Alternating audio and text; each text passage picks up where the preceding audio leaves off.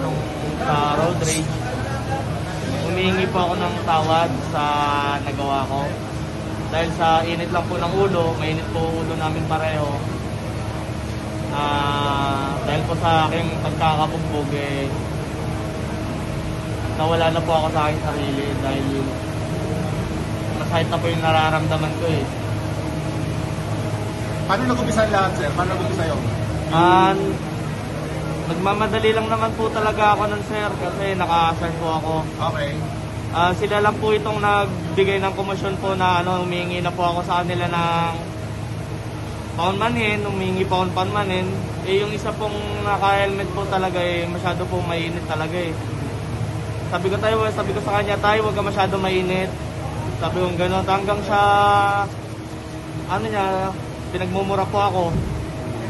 Tapos natamaan po ng kamay niya yung brother ko sa nguso. Tapos doon na po kami nag-init dalawa. Doon na po kami nagsuntukan. Bakit nauwi sa Panginoon siya? Hindi ko naman po talaga sinasadya yun, ma'am. Dahil nadala lang po talaga ako ng emosyon. Pero alam yung gun ban, sir?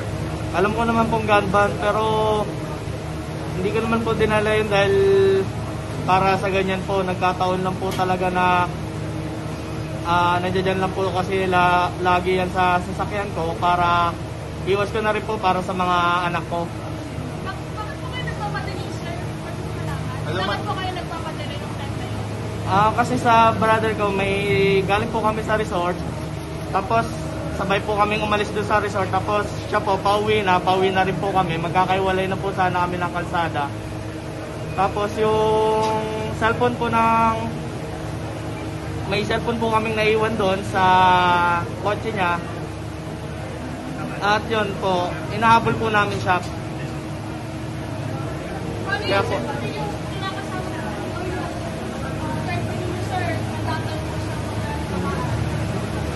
kaya nga po, yung kinalulungkot ko eh.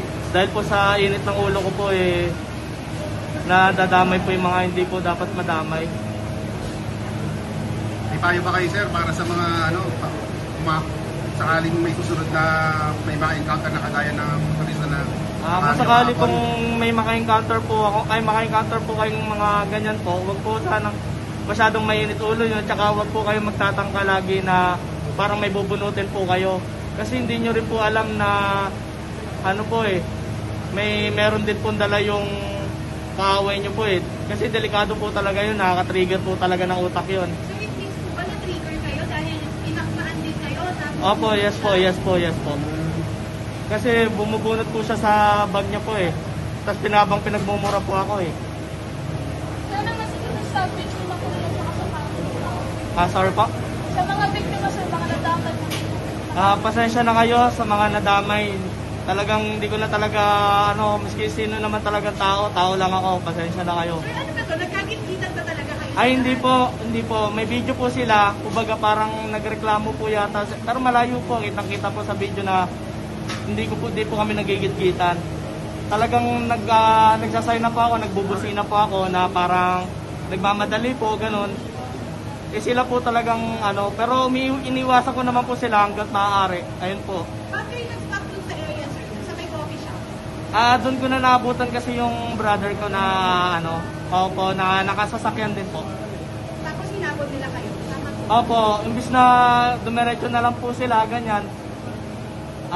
Pinagmumura pa po ako na ako humingi na po ako ng pasensya. Ay kuya, pasensya na po, ganyan kasi nagmamadali lang po kung ganyan. Sabi niya gano'n. Ay hindi, sabi niya sa akin, PI ka, papatayin mo kami. Pero po sa video nila, malayo naman po talaga yung yung hindi ko naman po talaga sila tangkain na sagiin, talagang nagmamadali lang po talaga ako.